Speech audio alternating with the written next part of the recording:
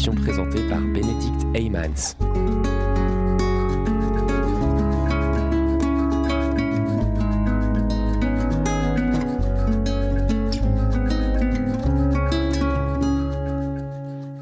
Bonjour à toutes, bonjour à tous. Soyez les bienvenus dans l'émission qui laisse la parole aux jeunes.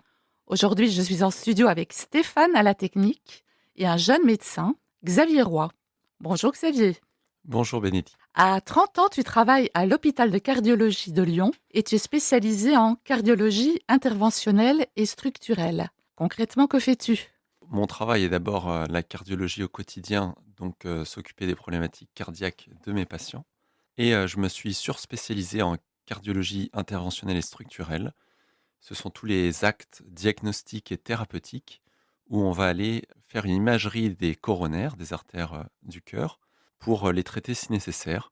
Et puis il y a une spécialité qui est en train d'exploser aussi, qui s'appelle la cardiologie structurelle, où on va aller changer des valves, mettre des devices, des dispositifs pour corriger des anomalies cardiaques.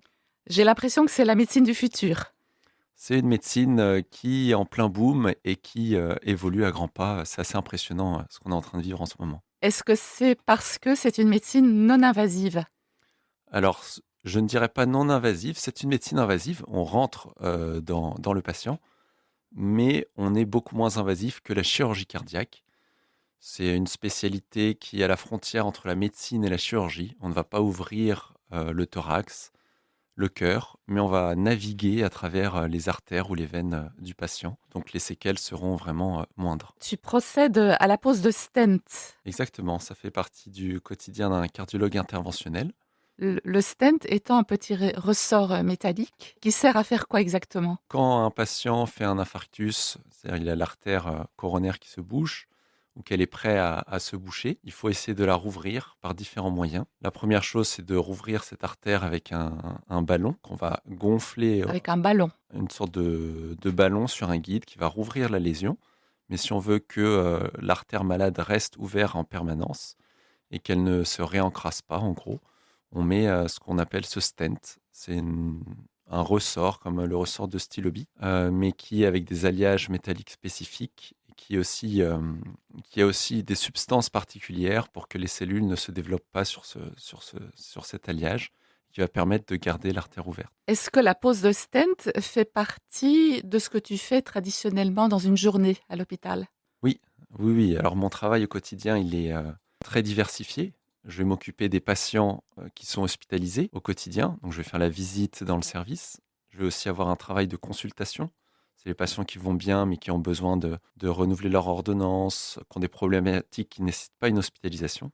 Mais j'ai aussi un travail en salle, au bloc opératoire, où là, on va aller faire les examens diagnostiques et parfois thérapeutiques avec la pose de stent. Ce que tu fais se passe forcément dans un hôpital ou une clinique. Exactement. Il nous faut un gros plateau interventionnel. Pas forcément la chirurgie cardiaque à côté, mais si on fait de la cardiologie structurelle avec la pose de valve, il nous faut la chirurgie cardiaque. Et donc pour ça, il nous faut de grosses structures, et donc ce sont les cliniques ou les hôpitaux. Qu'est-ce qui est le plus difficile dans ce que tu fais ? Quel est le plus difficile ? Je dirais comme tout métier, quand on le fait au quotidien, ce qui était difficile au début, ça devient une habitude. Oui, c'est au début que c'est Et finalement, la difficulté n'en est plus une. Je dirais ça. de fait de mon exercice qui est assez pluriel, de passer d'une tâche à une autre et de rester concentré, c'est parfois difficile. Voilà, c'est la pluralité des tâches. Oui, et sûrement aussi stressant. Parce que s'il faut intervenir tout de suite, lâcher un patient par exemple. Exactement. C'est de la médecine d'urgence, parfois. Et donc, il faut être à 100% au moment où l'urgence arrive. Et c'est ça aussi ce qu'on aime, hein, c'est l'excitation de l'urgence, cette L'adrénaline, adrénaline, oui. exactement. Mais ça nécessite aussi d'avoir un bon self-control et de savoir gérer quand il y a des complications et de rester maître de soi et de son équipe. C'est vraiment la clé si on veut que tout se passe bien. Et donc, ça nécessite d'être très posé, calme et de pas perdre contrôle. Tu dis maître de ton équipe, ce qui entraîne de lourdes responsabilités, j'imagine.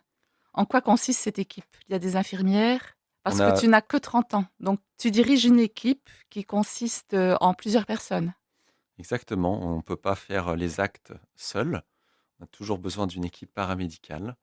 Et donc en salle, au bloc opératoire, on a au moins besoin de 2 infirmières ou d'une infirmière et d'un manipulateur radio.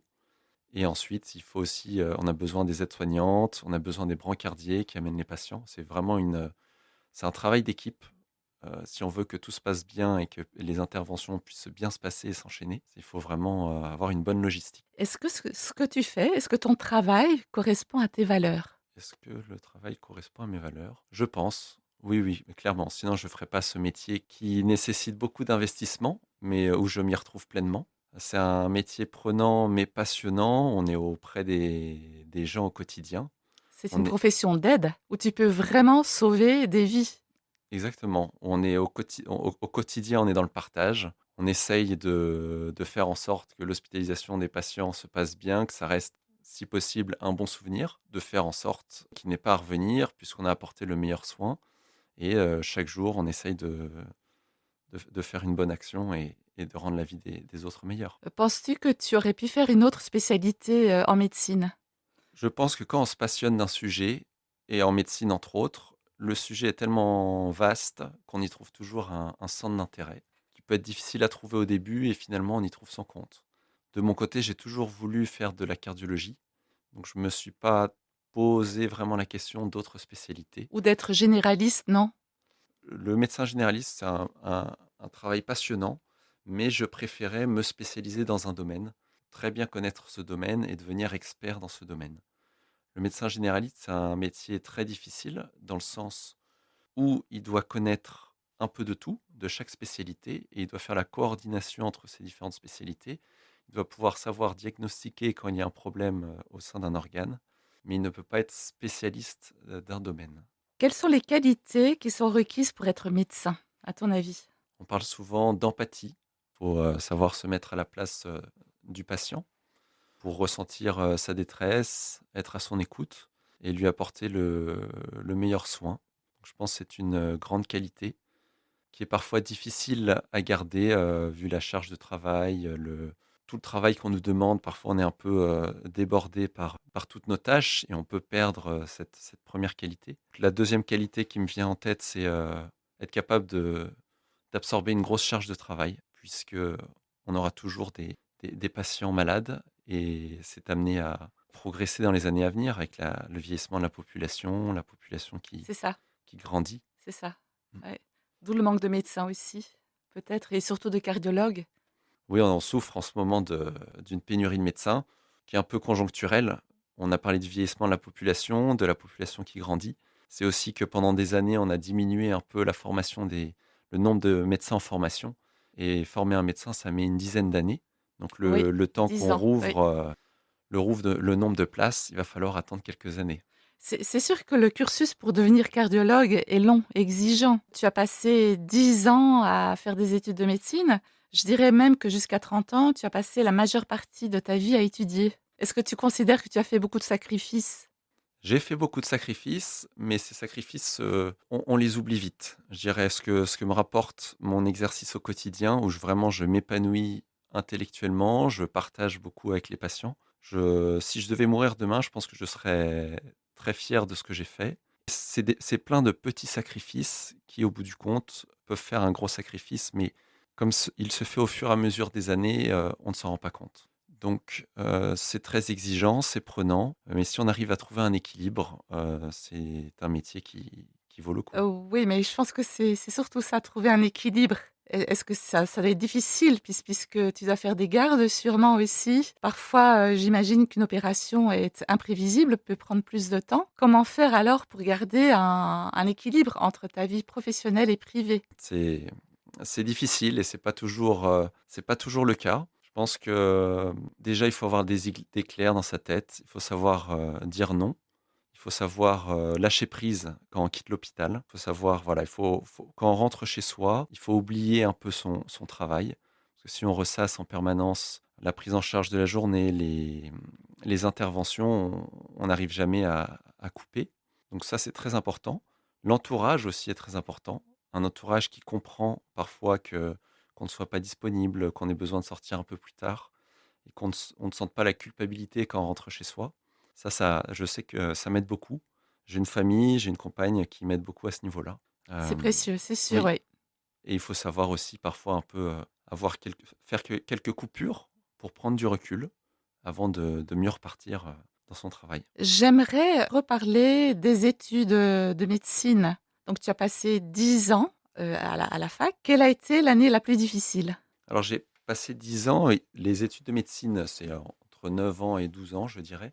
Mais j'ai vraiment eu 6 ans de théorie, avec 2 cursus de 3 ans. Ce qu'on Ah, appelle l'externat, c'est ça? en France, oui, c'est l'externat. Et à partir de la 7e année, on commence l'internat, et ça, c'est très pratique finalement. On Que est des déjà, stages, en ouais, quelque exactement, sorte, c'est ouais. que on est à l'hôpital. Je dirais que c'est un peu la force de travail de l'hôpital, et ce sont les internes qui tiennent les hôpitaux et qui permettent aux hôpitaux de si bien tourner. Et donc, on est déjà dans la vie active. On se dit toujours en formation, on n'a pas passé encore sa thèse, on n'a pas forcément le titre de docteur, mais on commence déjà dès la 7e année l'exercice pratique. Et déjà, même dès la 4e année, on avait pas mal de stages. On faisait moitié stage, moitié théorie. Donc une fois qu'on a validé la 6e année, on est en quelque un quasi-médecin, je dirais. On peut faire les mêmes actes qu'un médecin, mais on est moins bien payé. On Je f- pense que je simplifie peut-être, ce qui se passe. c'est un peu simplifié. Les mêmes actes que les seniors, je dirais pas. On s'occupe beaucoup des patients hospitalisés. On est là tous les jours pour les suivre. Et c'est vraiment les internes qui font la continuité du soin. Après, tous les actes un peu spécialisés, ça va plus être les seniors qui le font. Après, au niveau du salaire, c'est toujours un sujet un peu difficile. C'est vrai que quand on compte leurs horaires et qu'on voit le taux horaire, c'est sûr que...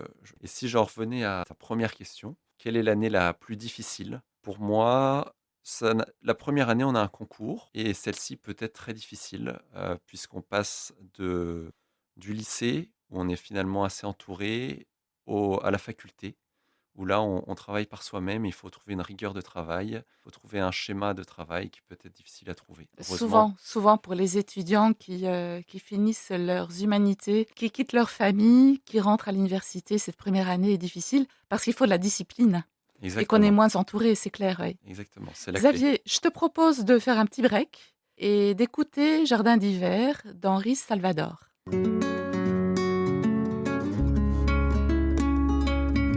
Que fais-tu de tes 20 ans? Une émission présentée par Bénédicte Heymans.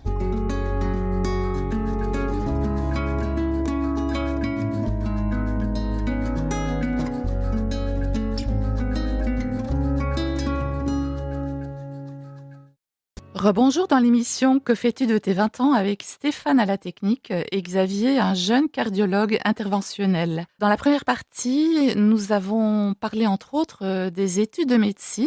J'aimerais continuer dans cette voie-là, Xavier, que tu parlais de la première année qui est difficile en France, mais je pense généralement pour tous les étudiants. La première année, on s'éloigne du cadre sécurisant de la famille, des amis. Cela peut être déstabilisant. Oui, on n'a plus le cadre familial. C'est souvent un moment où les amis du lycée, qui sont souvent les amis qu'on garde pendant des années, et on est dispatché à droite à gauche en Belgique, en France. Et donc, il faut retrouver des repères, parce qu'on a besoin de repères pour garder un ancrage, une stabilité. Pour certains, c'est plus difficile, et ça nécessite parfois plusieurs années avant de retrouver un certain confort pour pouvoir travailler comme il se doit. Je pense aussi que si on a bien une idée en tête pour les études, quand on a 17-18 ans, 19 ans, ça aide à vraiment être sérieux la première année. Le problème, c'est que beaucoup de jeunes ne savent pas encore à 17-18 ans que faire. Est-ce que toi, tu as su, dès le plus jeune âge, si tu allais faire médecine ou un autre métier? Pour moi, j'ai eu beaucoup de chance, ça a été facile. Dans ma tête, ça a toujours été, médecine. Soit si ce n'était pas médecine, c'était, ingénieur. Mais je me suis jamais vraiment donné les moyens d'aller voir, quelle était cette branche, cette spécialité. Donc j'ai toujours tout fait pour pouvoir, faire les études de médecine et réussir en médecine. Aussi peut-être parce que j'imagine que tu étais bon en mathématiques et physique, ce qui est demandé, en tout cas en France, pour attaquer les études de médecine. En France, oui, il faut généralement passer par la filière scientifique, donc mathématiques, sciences et vie de la Terre, physique, chimie, pour faire les études de médecine. Et de mon temps, parce que les choses évoluent énormément, hein, le cursus médical aujourd'hui n'est pas du tout le même qu'il y a 10 ans quand j'avais commencé. On demandait beaucoup de connaissances scientifiques pour réussir la première année. plutôt mathématiques. Ça fait la sélection en quelque sorte. Oui, oui, quand on a des facilités, c'est plus simple. Il y avait beaucoup de physique-chimie et beaucoup de SVT aussi. La première année, je parle de la France, la première année, elle est difficile pour les jeunes Français parce qu'ils n'ont que droit à un redoublement. Je ne sais Alors pas si en Belgique c'est le cas. Xavier, il me semble qu'on ne peut refaire la première année que 2 fois et après il faut que le jeune choisisse autre chose. alors les choses évoluent très rapidement et ce qui était le cas donc il y a 10 ans où il fallait passer un concours, on avait le droit à 2 tentatives, ce n'est plus le cas aujourd'hui. Ce qui En fait que beaucoup de jeunes partent en Belgique aussi pour faire des études de et médecine. et donc beaucoup de jeunes partaient en Belgique. Mais aujourd'hui en France, il n'y a plus de concours, en première année. C'est plus le cas et c'est un système assez complexe qui est toujours un peu, opaque pour moi donc je ne pourrais pas expliquer, aujourd'hui. Donc il y a quand même cette épreuve de la première année, je dirais pour tous les jeunes. Dans les études de médecine, est-ce qu'il y a d'autres années qui ont posé problème ou qui étaient plus ardues ou d'autres années qui étaient plus, comment dire? Je vais pas dire, relâchées, mais où tu as pu un petit peu te reposer Oui, dans ces 10 ans? sinon, on aurait du mal à tenir sur la durée. La deuxième et troisième année étaient beaucoup plus, simples, tranquilles, où on avait beaucoup de temps libre pour faire d'autres choses. Ça nous a permis de souffler avant, l'externat et donc de la quatrième à la sixième année où là, on travaille vraiment en profondeur, chaque spécialité en vue de passer, le concours de fin de sixième année qui nous permettait d'avoir un classement et de choisir une spécialité et une ville où on voulait exercer et donc on est reparti directement, avec une grosse charge de travail, dès la quatrième année et celle-ci a été difficile dans le sens où il a fallu, bah, se remettre au travail, retrouver, une rigueur de travail. Travailler encore plus dur, je pense. Exactement, exactement. C'est ça, ouais. Parce que le but, c'était de réussir au concours pour se donner toutes les possibilités de choisir ce qu'on voulait. Donc il fallait faire mieux que l'autre. Tu as aussi fait des stages, pas mal de stages. Oui, Est-ce qu'il y a des stages qui t'ont impressionné ou qui t'ont vraiment apporté plus que d'autres? forcément, les stages qui m'ont plu n'ont pas forcément plu à d'autres, ça dépend des sensibilités de chacun. Ça dépend aussi de la manière dont on est accueilli en stage, de ce qu'on nous permet de faire, de la seniorisation. La Des seniorisation, cela signifie quoi, Xavier? C'est-à-dire qu'on ne peut pas nous lâcher, dans un service et nous dire: «Ben voilà, vous apprenez par vous-même». On a besoin de quelqu'un qui nous guide, qui nous donne des tâches, Un qui mentor, par partage. un mentor? Exactement. Si on arrive à trouver un mentor et quelqu'un qui fait du compagnonnage, parce que la médecine, c'est beaucoup de compagnonnage, de transmission de savoir, de senior à interne ou à plus jeune. Et si on arrive à trouver quelqu'un avec qui partager, c'est comme ça qu'on progresse le plus. Et c'est en s'investissant en stage, en prenant des responsabilités, qu'on arrive vraiment à découvrir l'ampleur de la spécialité dans laquelle on fait le stage et qu'on progresse. Et moi, ça a été la cardiologie. La cardiologie.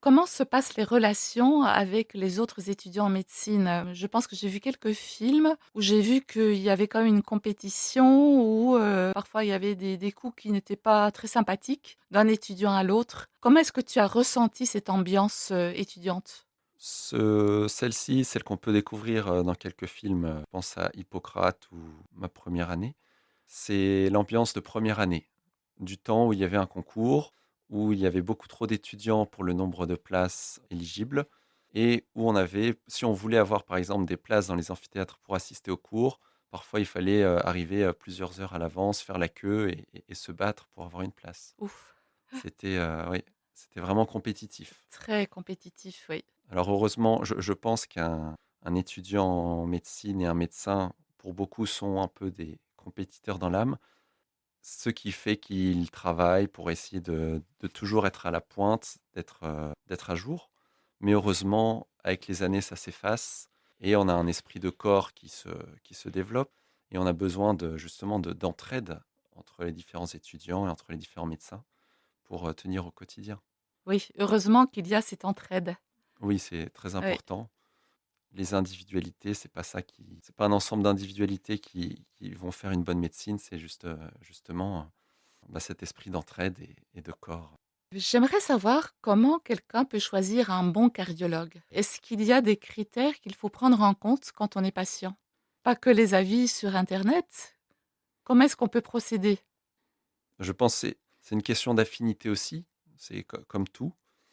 Après, il y a la compétence technique. Est-ce que le cardiologue est bon techniquement et a des bonnes connaissances théoriques? Et il y a les compétences relationnelles. Et ce que je découvre de plus en plus au fur et à mesure des années, c'est qu'il y a des cardiologues ou autres médecins qui sont excellents dans leur domaine, mais qui malheureusement ont des mauvaises compétences relationnelles. Et à l'inverse, des médecins qui ont des très bonnes compétences relationnelles, mais qui ont de moins bonnes compétences techniques.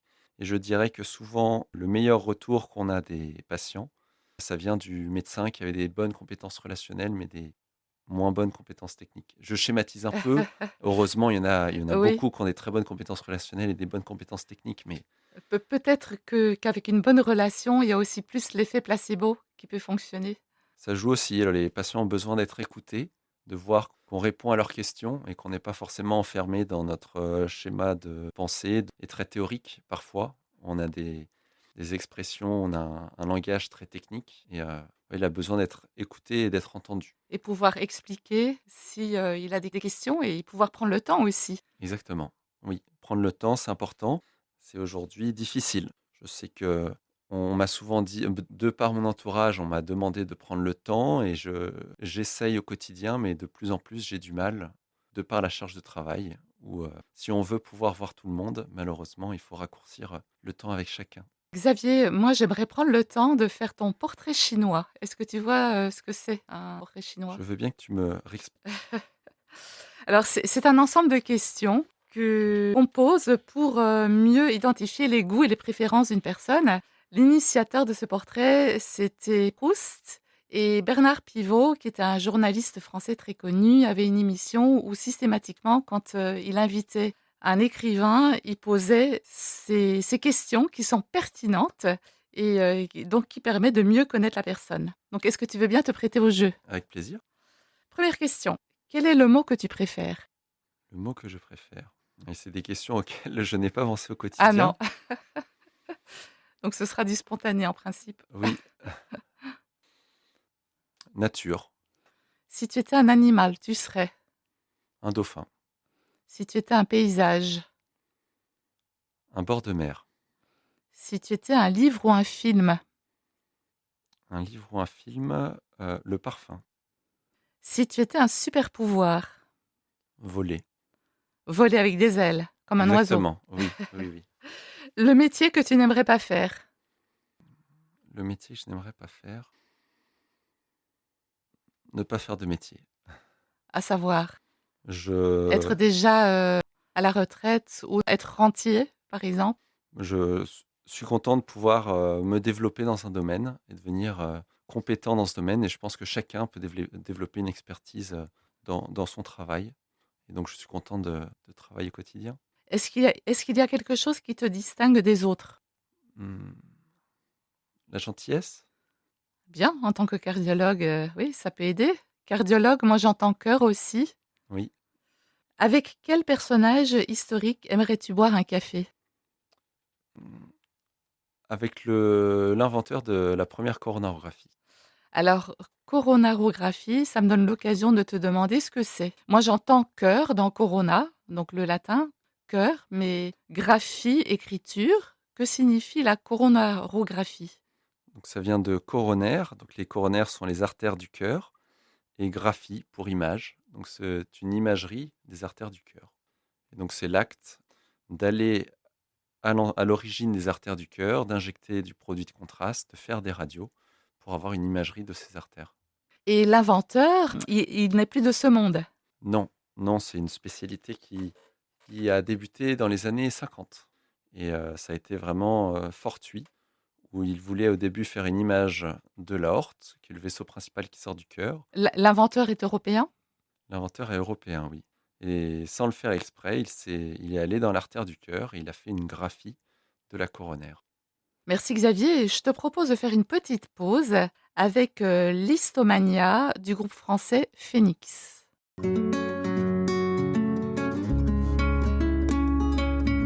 Que fais-tu de tes 20 ans? une émission présentée par Bénédicte Heymans.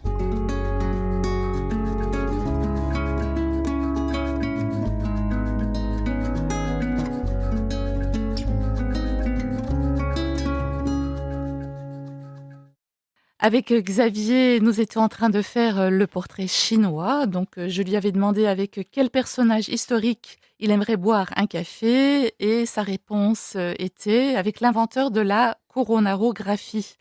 Xavier, si tu as l'occasion de prendre un café avec un personnage qui existe toujours, une personne qui existe toujours, quelle serait cette personne? Qui choisirais-tu? Barack Obama.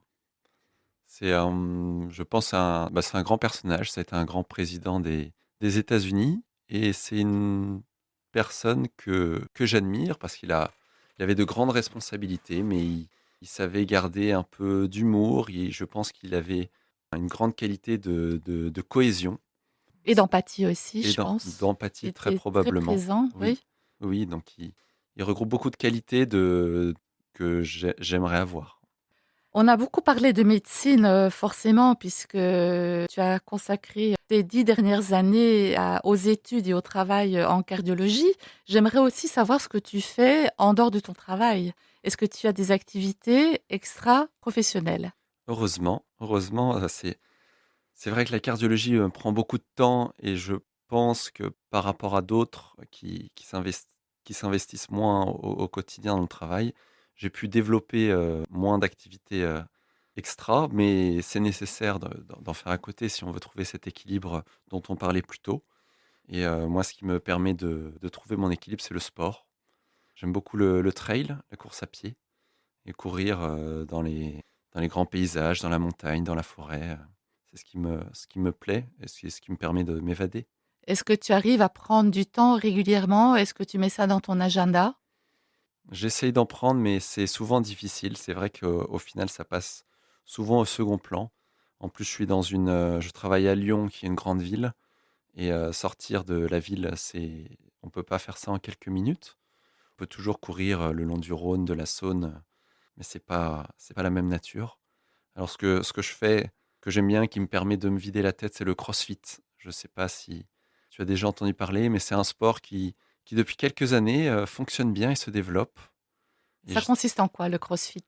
alors les grands aficionados du CrossFit diront que c'est une alliance de gymnastique, de musculation et de cardio. Et donc c'est un exercice très complet. On va travailler vraiment l'ensemble des muscles du corps en groupe. Donc il y a cet esprit de groupe, encore une fois, qui permet de se dépasser, toujours avec un coach qui nous donne les consignes, qui nous permet de bien faire les gestes et Est-ce que le de se groupe est donner à plutôt 200%. Oui, est-ce que le groupe est plutôt jeune? Alors je dirais que ça touchait avant les gens autour de la vingtaine et de plus en plus, on voit des gens autour de la trentaine, voire quarantaine, voire cinquantaine. C'est un sport qui se démocratise beaucoup.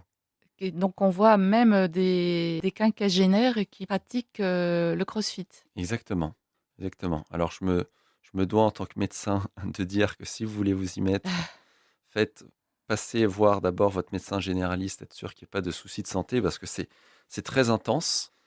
Donc vaut mieux commencer progressivement, mais une fois qu'on a le rythme, c'est un sport qui est accessible à beaucoup de monde. Combien de temps dure une séance de CrossFit? C'est fait pour tenir 1 heure. 1 heure. Le trail, c'est aussi plutôt destiné aux jeunes? Le trail, non. Non, non. L'avantage avec l'âge, c'est qu'on devient de plus en plus résistant. Et je dirais que quelqu'un d'un peu plus âgé tolère mieux les longues distances. Et donc le trail, le but, ce n'est pas de courir vite. Le but, c'est c'est de découvrir un peu des endroits qu'on ne connaît pas.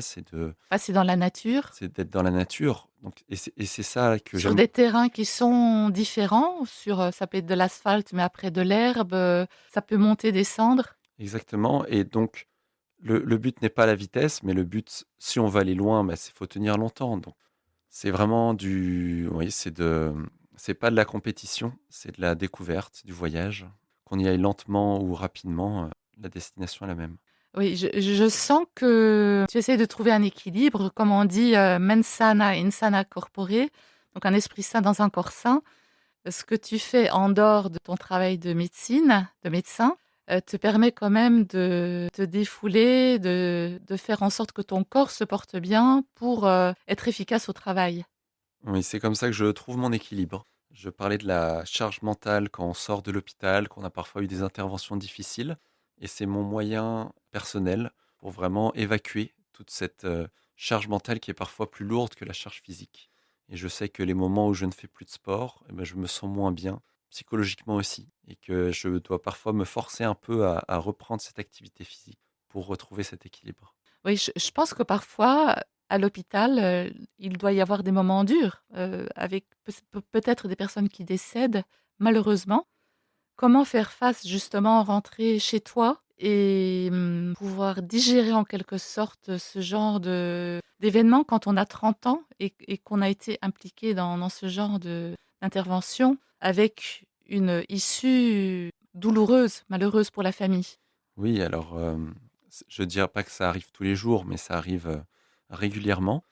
Il y a des décès qui sont plus ou moins difficiles à digérer. Il y en a qui sont Et à attendus partager à la famille et à aussi. partager aussi. Ça, c'est tout un travail de pouvoir, communiquer, annoncer à la famille que malheureusement leur proche est décédé. Donc il y a les cas où c'est attendu, où la famille est prête, nous sommes prêts aussi et donc c'est, le cours de la vie et il y a ceux qui sont brutaux, de patients parfois plus jeunes, où là ça va c'est, donc la famille ne s'y attendait pas. Nous on voulait absolument que tout se passe bien et malheureusement, il y a des aléas dans la médecine et là ça peut être très difficile à digérer et là il faut en parler autour de soi, si possible en parler aussi, à la maison pour, lâcher et après un moment aussi, il faut par contre savoir passer à autre chose parce que si on les garde tous en tête, ça s'accumule et à un moment on n'arrive plus à retourner au travail. Oui, donc c'est bien d'avoir du temps en dehors du travail pour lâcher physiquement, donc comme tu fais, grâce au CrossFit et au trail, mais aussi d'être bien entouré, d'avoir des amis sur qui compter, éventuellement de la famille aussi C'est et peut-être, un chef ou quelqu'un ou un collègue, avec qui tu peux partager. oui, c'est toujours plus simple quand on est bien entouré, professionnellement et personnellement, pour traverser ces moments difficiles et c'est là aussi mais c'est ce qu'on nous apprend durant nos études de médecine, il faut avoir de l'empathie envers les patients, mais pas de la sympathie. La sympathie, c'est vraiment, vivre les émotions avec le patient et avec la famille, faire qu'un avec eux et ça peut être dangereux. Donc il faut Oui, tu peux pas te permettre de pleurer avec la famille, oui. non, non, non, il faut savoir, être à leur écoute, être présent, mais il faut savoir aussi parfois se détacher quand c'est nécessaire pour prendre les bonnes décisions. Nous sommes, en train d'énumérer aussi ce que tu fais en dehors du travail qui peut t'aider à bien exercer ton métier. On a parlé du trail, on a parlé du crossfit, le fait d'avoir des amis et qu'est-ce que tu peux faire avec des amis? C'est, des soirées, par exemple? Est-ce que tu as le temps d'inviter tes amis? Oui, alors je suis à Lyon, une ville que j'aime beaucoup parce que c'est vraiment pour moi la capitale de la gastronomie Ah! Effectivement. Il y et a Bocuse, donc il y a exactement Bocuse, qui a vraiment marqué, la gastronomie lyonnaise et française et donc à Lyon, il y a les petits restaurants, comment ils s'appellent, les à Lyon? bouchons, Les Bouchons. exactement, les bouchons, les restaurants typiques lyonnais avec, la cuisine avec beaucoup d'abats, assez grasse, on va dire et en fait, toutes les semaines, on peut aller au restaurant ou aller prendre un verre dans un lieu différent et on sait qu'on va toujours très bien manger et bien boire. Il y a la Côte-du-Rhône, il y a le Beaujolais, il y a la Bourgogne à côté. Donc ça, c'est vraiment un plaisir de sortir, se poser avec des amis, partager autour, d'une bonne table. Ça, c'est une chance C'est une grande chance, et je ça fait trouve. du bien, c'est clair. Exactement, exactement. Avec l'arrivée des beaux jours en plus, on en profite, on va en terrasse. Est-ce qu'il y a autre chose que tu aimerais faire, que tu n'arrives pas par manque de temps? Que si jamais, tu vois que tu es moins occupé, tu pourrais aussi exercer, cette activité? Je, quand j'ai du temps et que je m'intéresse à un sujet, j'ai tendance à m'y investir pleinement. Donc si j'avais plus de temps, j'ai plein de choses en tête que je voudrais faire plus, de manière Plus intense? plus intense. Déjà la course à pied. Après un instrument de musique, reprendre, j'ai pu faire du piano quand j'étais plus petit, donc reprendre la musique. S'occuper de mon jardin, m'occuper des plantes, Ah, proche de la nature toujours le retour justement. le retour à la nature, Exactement. oui. Me mettre à la cuisine, Oui? voyager, comme beaucoup de gens, je pense que ça fait rêver, voyager en vélo, avec son sac à dos. Il y aurait beaucoup de choses à faire. Mais il faut faire des choix. C'est ça. Et travailler à l'étranger en tant que médecin? Travailler à l'étranger, ce serait une très belle expérience. Malheureusement, la médecine française et belge est une très bonne médecine, mais qui s'internationalise peu. Même sur le plan européen, c'est difficile? C'est difficile, oui. Alors je ne connais pas les équivalences. On n'est pas en tout cas poussé au cours de nos études à aller à l'étranger et à partager nos expériences. Mais quelques années dans un pays anglo-saxon, ce serait formidable. Xavier, je te propose de faire une dernière pause, avec l'enfer de Stromae avant d'attaquer ton futur. Très bien, avec plaisir. Et pour quelle raison as-tu choisi ce titre? Pour 2 raisons. Déjà, je voulais mettre à l'honneur, la chanson belge, qui a des très bons artistes avec Stromae, qui a beaucoup de talent.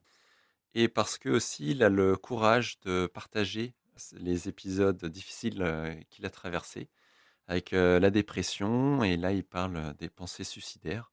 C'est un sujet qui touche beaucoup de monde aujourd'hui. Je lisais récemment qu'en 2021, dans la population des 15-25 ans, il y a 20 de la population des 15-25 ans qui a eu, qui est passé par un épisode dépressif. Un jeune sur 5. Un jeune sur 5 en 2021 avec le contexte du Covid, C'est énorme. Oui. les problématiques environnementales, tout ça. Ce qui fait que parfois le futur pour les jeunes, paraît difficile. Oui, ça c'est sûr qu'il faut être vigilant et Stromae, a eu ce courage. Heureusement, c'est quelqu'un que beaucoup de jeunes, écoutent. Je pense que ça fait du bien d'avoir quelqu'un d'authentique qui dise les choses et qu'on soit pas seul dans ce cas. Exactement, qu'on sache qu'on n'est pas le seul, qu'il y a d'autres personnes qui passent par là et la meilleure chose à faire, c'est d'en parler. Faut pas hésiter, donc ceux qui en souffrent, d'en parler à d'autres personnes, mais c'est parfois difficile, on a tendance à se refermer sur soi-même. Ou l'entourage, qui ne sait pas s'il doit lui en parler ou pas, donc faut pas hésiter à poser la question aux jeunes, comment ils se sentent et s'ils ont des pensées suicidaires ou s'ils se sentent un peu déprimés. Être vigilant, tout à fait. Xavier, toi, si tu avais carte blanche, si tout était possible, sans frein ni obstacle, que ferais-tu? Alors qu'est-ce que je ferais? Je continuerai mon travail, mais en m'y investissant un peu moins.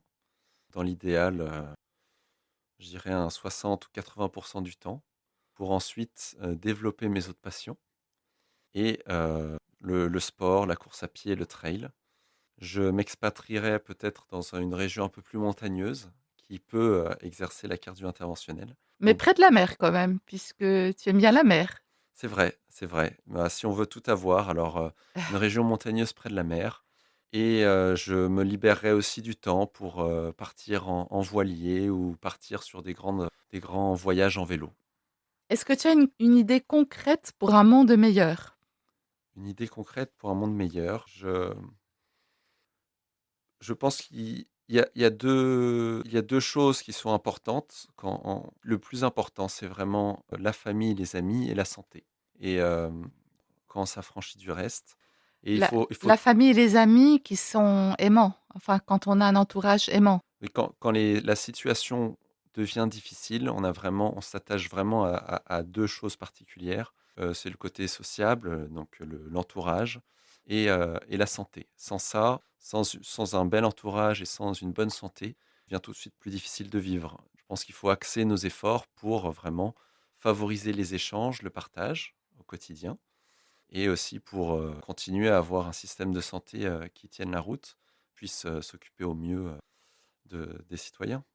Merci Xavier pour le partage, de ton parcours en cardiologie, c'était fascinant. Aurais-tu un message aux jeunes qui seraient tentés par des études de médecine? Un message aux jeunes, les études sont longues, elles sont parfois difficiles, mais le plus important, c'est pas le but, c'est le chemin. Donc essayez quand vous vous engagez dedans de vivre chaque année et pas, penser au futur, vraiment, profiter de chaque année, de chaque expérience que vous vivez et puis c'est un métier formidable, donc il vous le rendra bien. Sûrement. Un tout grand merci. Merci Stéphane pour la réalisation de cette émission. Merci à vous toutes et tous d'avoir écouté le témoignage de Xavier Roy. À bientôt pour une nouvelle interview de jeune avec son parcours, ses difficultés et ses rêves.